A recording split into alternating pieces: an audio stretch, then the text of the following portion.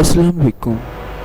ये वाक़या मेरे साथ तब हुआ था जब मैं मई 2018 में पंजाब यूनिवर्सिटी लाहौर से इलेक्ट्रिकल इंजीनियरिंग करने वाले 8वें सेमेस्टर में था। हर साल ज़्यादातर मई में हमारी क्लास किसी शुमाली इलाके में तफरीही दौरे का मंसूबा बनाती थी। लिहाजा मई 2018 में हमने वादी हुंजा के सफ़र का मंसूबा बनाया। हमने सुबह करीब 12 बजे लाहौर से अपना सफ़र शुरू किया। हुंजा पहुंचने के लिए दो रास्ते हैं। एक लंबा रास्ता है जिसमें आपको बशाम, दासू और कुछ और इलाकों से मुकामात से गुजरना पड़ता है। दूसरा रास्ता बाबूसर टॉप का है जो सिर्फ जून में खुलता है। तो हमने लंबा रास्ता इख्तियार किया। हम शाम 5 बजे पहुंचे और वहां एक रात क़याम करने का फैसला किया। फिर शाम के एक बहुत ही इक़्तिसादी होटल पेरिस में 6 या 7 कमरे किराए पर लिए। इस होटल में कमरों की हालत बहुत ही खराब थी, तो हमने 5 के हर ग्रुप को एक कमरा दिया गया। जब हम कमरे में दाखिल हुए तो हम सबको कुछ महसूस हुआ।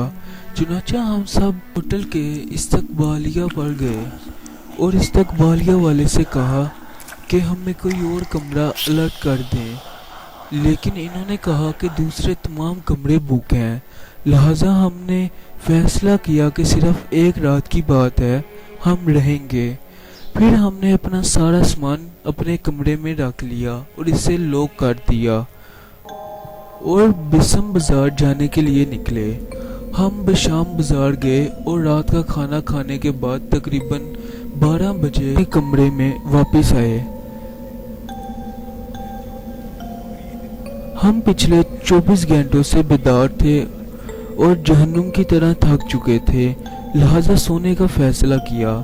सुबह 2 बजे हमारे एक दोस्त ने सोते हुए चीखना शुरू कर दिया। जब हमने इसे देखा तो इसका निचला निफ्स यानी टांगें सीधी हवा में थी, जबकि इसकी पीठ बिस्तर पर थी।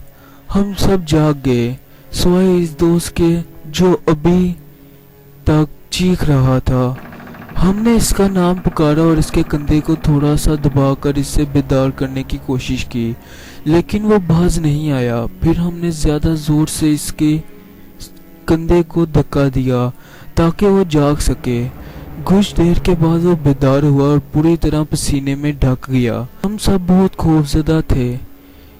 ये चीखना इतना बुलंद था कि दूसरे कमरों के आने वाले हमारे उस्ताज़ा और हमारे फॉलोअर्स और ग्राउंड फ्लोर से इस्तकबालिया देने वाले को पता चल गया कि क्या हो रहा है। जागने के बाद इस लड़के ने हमें बताया कि इसने एक इंतहाई खौफनाक ख्वाब देखा था कि कोई सियाह फाम सायादार शख्स इसको इतनी सख्त मार रहा है और वो इस साए से भागने की कोशिश कर रहा है, लेकिन ये इससे छोड़ नहीं रहा है। हमने इससे बताया कि ये सिर्फ आपका ख्वाब था और ये कभी कभी होता है, लेकिन इन्होंने कहा कि इसके साथ ऐसा नहीं हुआ था। हम सब इतना घबरा गए थे कि हम कमरे से निकल गए और बकिया रात होटल की बालकोनी में गुजारी। सुबह होते ही हमने इस कमरे में वापस चले गए जो हमारे सामान से भरी थी और इस बस में डाल दिया था और कभी इस कमरे में वापस नहीं आए।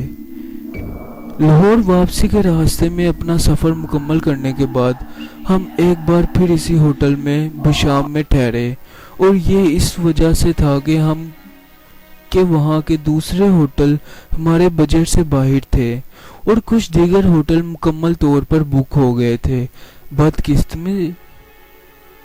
बदकिस्मती के साथ सिर्फ वो कमरे दस्तयाब थे जो हमने पहले बुक कराए थे। इस बार क्लास का एक और ग्रुप इस कमरे में रहा। कमरा 106। अगली सुबह इस ग्रुप के एक लड़के نے ہمیں بتایا کہ جب وہ سو رہا تھا اسے لگا کہ کسی نے بہت سختی سے اس کی پیٹھ کو دھکا دیا، جس کے بعد وہ اٹھا اور آس پاس دیکھا تو اس سے کوئی نہیں ملا اور کمرے میں موجود سبھی سو رہے تھے۔ پھر اس نے آیت الکرسی پڑھی اور پھر سو گیا۔ اگر یہ واقعہ آپ کو اچھا لگا ہو تو ہمارے چینل کو سبسکرائب کریں اور بیل کے آئیکن کو لازمی دبائیں تاکہ لیٹسٹ آنے والی ویڈیو آپ کو مل سکیں۔